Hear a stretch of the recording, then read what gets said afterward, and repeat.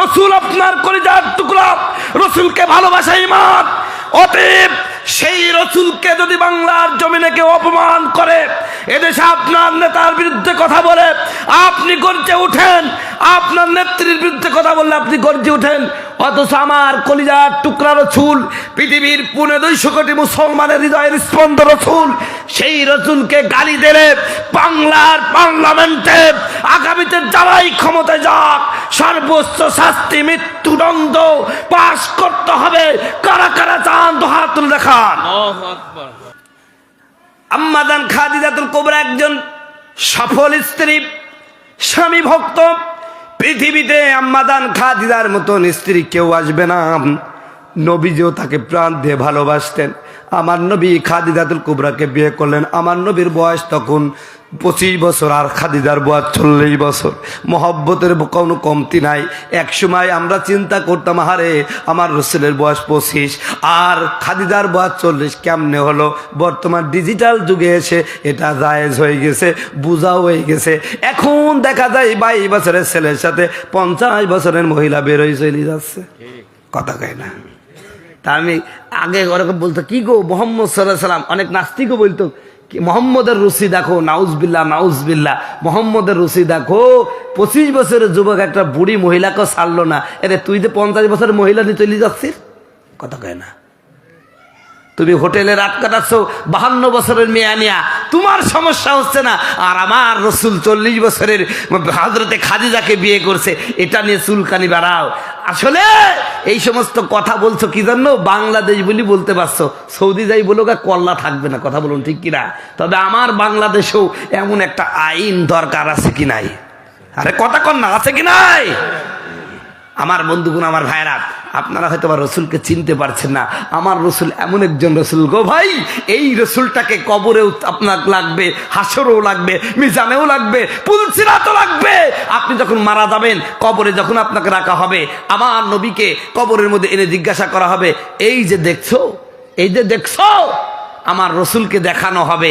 রসুলের মাথায় থাকবে পাগড়ি, গায়ে থাকবে জুব্বা। আজকে আমাদের দেশের কিছু হুজুর আর কিছু লোক আছে, কিছু মুসলমান আছে, নামাজও পড়ে, আবার হুজুর দেখলে রাজাকার বলেও গালি দেয়। কথা কয় না? কথা কয় না? যারা টুপিওয়ালা দাড়িওয়ালা দেখলেই রাজাকার রাজাকার স্লোগান দাও, কবরের মধ্যে কিন্তু আমার রসুলকে দেখে যদি রাজাকার বলো ভাই, ফেরেশতারা মুগুর কিন্তু একটাও মাটির ফেলবে না, সব পিঠের উপরে ফেলবে। কথা করছে না? কথা করছে না? ঠিক কিনা? অতএব অতএব এটা ছেলে মনে হয়, রসুল আপনার কলিজার টুকরা, রসুলকে ভালোবাসা ঈমান।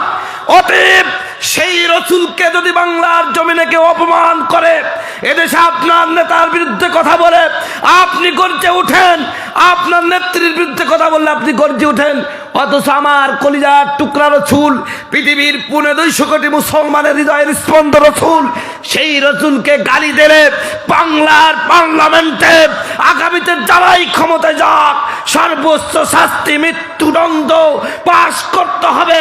কারা কারা চান তো হাত তুলে দেখান। আল্লাহ কবুল করো।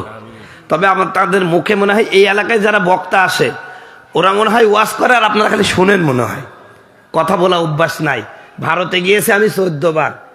ভারতের আসাম, ত্রিপুরা, পশ্চিমবঙ্গের ম্যাক্সিমাম জেলায় আমি ওয়াজ করেছি। ওদের ওরকম একটা অভ্যাস, ওদের দেশের বক্তারা ওই ঢালা ওয়াজ করে আর মুসল্লিরা খালি চিনে, কথা টথা কয় না।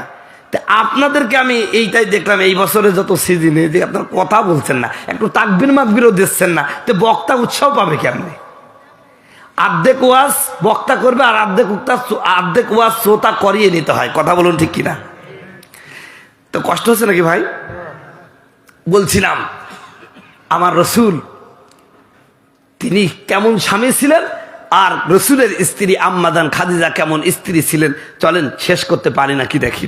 আমার রসুল একদিন আম্মা জান আয়েশার ঘরে শোয়া, আয়েশা রাদিয়াল্লাহু তাআলা আনহার সাথে ঘুমায় গেছেন। হঠাৎ আয়েশা রাদিয়াল্লাহু তাআলা আনহার ঘুম ভেঙে গেল। তিনি চিন্তা করলেন খোঁজ নিয়ে দেখছেন কি ব্যাপার, রসুলের তার বিছানায় আমার রসুল নাই। তিনি চিন্তা করলেন কি ব্যাপার, আমি তো আমার রসুলকে নিয়ে ঘুমালাম, কিন্তু রসুল গেল কই? উনি মনে মনে চিন্তা করলেন যে কিরে, আমাকে বাদ দিয়ে কি আর এক স্ত্রীর কাছে গেল নাকি? এই ভাই, এইরকম একটা চিন্তা আসাই স্বাভাবিক যাদের একাধিক স্ত্রী আছে, কথা বলুন ঠিক কিনা? আর উনি যদিও আমার নবীর কলিজার টুকরা স্ত্রী সাহাবী, তারপরও তো মানুষ ছিলেন, ঠিক কিনা? কিন্তু তিনি খারাপ মাইন্ড করেন নাই, এটা তো যাওয়ার সমস্যা নাই, খারাপ মাইন্ড করেন না। তিনি চিন্তা করলেন যে রসুল তো আমার কাছে ছিল, গেল কোথায়? তাই তিনি ওই বিছানা থেকে নামে এক পা দুই পা করে আগাতে থাকলেন। যাইয়া দেখছেন রসুল আর অন্য স্ত্রীর কাছে যায় নাই, মসজিদে নববীর এক কোনায় দুহাত তুলে মোনাজাত করছেন। আম্মাজান আয়েশা টুক করে যাই ওই তার ঘাড়ের কাছে এরকম মুখ দিয়ে আম্মাজান আয়েশা রসুলের মোনাজাত শুনতেছেন, রসুল মোনাজাত করছেন। রব্বুল আলামিন, ওগো আল্লাহ, আজকের এই দিনে আমার কলিজার টুকরা স্ত্রী খাদিজার কথা বড় মনে পড়ে গো আল্লাহ। মক্কার জমিনে আমার খাদিজা ঘুমিয়ে আছে, কতদিন হলো আমার খাদিজাকে দেখি না। মালিক, আমার খাদিজা কেমন আছে আমি জানি না। ওগো আল্লাহ, তোমার কাছে দোয়া করেছি, আমার খাদিজাকে তুমি ভালো রাখো, আমার খাদিজাকে তুমি কষ্ট দিও না, আমার খাদিজার জন্য আমার প্রাণ কাঁদে। এইভাবে করে মোনাজাতে কাঁদতেছেন, চোখের পানি ছিঁড়ে ছিঁড়ে কাঁদতেছেন। হযরতে আয়েশা তিনি চিন্তা করলেন, আহারে, আমার মতন এত সুন্দরী কম বয়সী স্ত্রী পাওয়ার পরে আমার রাসূল এই বুড়ি মহিলাটাকে ভুলতে পারেন না। মনে মনে ঈর্ষা করলেন। ইসলামে হিংসা না জায়েজ, ঈর্ষা জায়েজ। মনে মনে ঈর্ষা করলেন, আরে খাদিজাকে ভুলানো যায় না, খাদিজার মধ্যে কি পাইলো রসুল? আমার মতন এত সুন্দর স্ত্রী পাওয়ার পরে ওই বুড়ি মহিলাটাকে কেন ভুলতে পারছে না? ঈর্ষা শুরু করে দিল। একবার যাই মুনাজাত যখন শেষ হয়ে গেল, আমার নবী গিয়ে ডাক দেয়া বলেন, ইয়া রাসূলুল্লাহ, ইয়া হাবিবাল্লাহ, রাতের গভীরে আমার কোলের মধ্যে থেকে উঠে গেছি এইখানে মোনাজাতে ওই যে মক্কানা বুড়ি মহিলাটার জন্য কাঁদেন। কি এমন পেয়েছেন ওই মহিলাটা কি ভোলা যায় না? আমার রাসূলকে যখন এই কথা বলল, আম্মা জান খাদিজাতুল ব্যাপারে, খাদিজাতুল কুবরার ব্যাপারে রাসূল রাগ হয়ে গেলেন, এত রাগ হয়ে গেলেন, আমার বেড়া লাল টুকটুকে ডালিমের মতন আমার রাসূলের মুখটা হয়ে গেল, মুখটা বড় মলিন হয়ে গেছে। রাসূল রেগে গেছেন। আয়েশা রাদিয়াল্লাহু তাআলা বুদ্ধিমতী মহিলা ছিলেন, ডাক দেয়া বললেন, ইয়া রাসূলুল্লাহ, ইয়া হাবিবাল্লাহ, কেন আপনি কাঁদেন? কি কারণে কাঁদেন? কি কাঁদছেন আর রাগ করতেছেন কেন? আম্মা জান আয়েশাকে ডাক দেয়া বলেন, আয়েশা রে, তুমি আমার খাদিজাকে খবরদার বলে বলবা না, খাদিজার ব্যাপারে কোনো কমেন্ট করবা না। তোমরা আমার সুখের জীবনের স্ত্রী। মক্কার সমস্ত মানুষ যখন আমাকে একা ফেলে দিয়েছিল, আমাকে এতিম বলে কেউ পছন্দ করতো না, আমার খাদিজা এই মুহূর্তে তার জীবনের সমস্ত সম্পত্তি আমাকে মালিক বানিয়ে দিয়া আমারে বিয়ে করে মক্কার সবচেয়ে ধনী মানুষটা বানিয়ে দিয়েছিল। মক্কার মানুষেরা যখন আমার প্রতি নির্যাতন শুরু করলো, তখন আমাকে ছায়ার মতন আশ্রয় দিয়েছে। আয়েশা, আমার খাদিজার জীবনে এমন আমল আছে সরব, আমি যখন দাওয়াতের ময়দানে চলে যাইতাম, রাত গভীর হয়ে যেত, আমি কোনোদিন খাদিজাকে একবারের বেশি দুবার ডাকা লাগে নাই।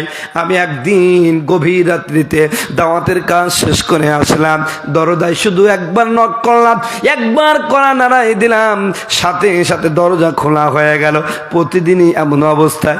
একদিন খাদিজাকে প্রশ্ন করলাম, খাদিজা, রাতের যত গভীরে আসে না কেন, একবার মাত্র দরজায় নক করার সাথে সাথে দরজা খোলা হয়ে যায়, ব্যাপারটা কি তুমি ঘুমাও না নাকি? হযরতে খাদিজা ডাক দিয়ে বলেন, ইয়া রাসূলুল্লাহ, ইয়া হাবিবাল্লাহ, আমার কলিজার টুকরা আমার নবী, আমার প্রাণের স্বামী বাইরে দানের দাওয়াতের জন্য গেছে, ইসলামের প্রচারের জন্য গেছে, কত নির্যাতন সইছে, কত মানুষ গালাগালি করেছে। আমার নবী বড় ক্লান্ত হয়ে আমার ঘরের সামনে আমাকে ডাকাডাকি করবে, আর আমি ঘরের মধ্যে শুয়ে থাকবো, এমনটা হতে পারে না। আমি যদি এই অবস্থায় মারা যাই, আমার আল্লাহর কাছে কি জবাব দিব? আপনার সাথে বিয়াদবি হয়ে গেলে আমার আল্লাহ কখনোই খুশি হবে না। হুজুর গো, যেদিন থেকে আপনি দিনের গাওয়া কাজ শুরু করে দিয়ে বাইরে যান, তখন আমি বাড়ির সমস্ত কাজ শেষ করে রাত্র যখন হয়ে যায় আমি এই দরজার কাছে টেক লাগায় দাঁড়ায় থাকি, কারণ আপনি এসে অপেক্ষা করে আমাকে ডাকাডাকি করবেন। এটা হতে পারে না, কারণ আল্লাহ আপনাকে বিশ্বনবী মুহাম্মদ রাসূলুল্লাহ বানাইছে, হাবিব বানাইছে, আর আরশে আজিমে নিয়ে আপনাকে সম্মান দিয়েছে। সেই ব্যক্তি আমার জন্য দাঁড়ায় থাকবে? হতে পারে না। একজন নবী আসিল গো সোনার মদিনায়, একজন নবী আসিল গো সোনার মদিনায়। ওরে যাহার প্রেমে মজনু হলো, যাহার প্রেমে মজনু হলো খুদে রব্বানা, একজন নবী আসিল গো সোনার মদিনায়। ওরে যাহার আগমনের তরে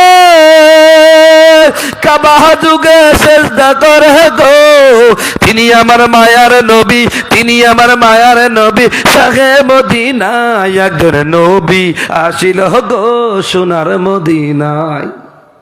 সম্মানিত বন্ধুগণ, আমার ভাইরা, আমার পর্দার মা বোনেরা, স্বামীর খেদমত কেমনি করতে হবে দেখুন হযরতে খাদিজা।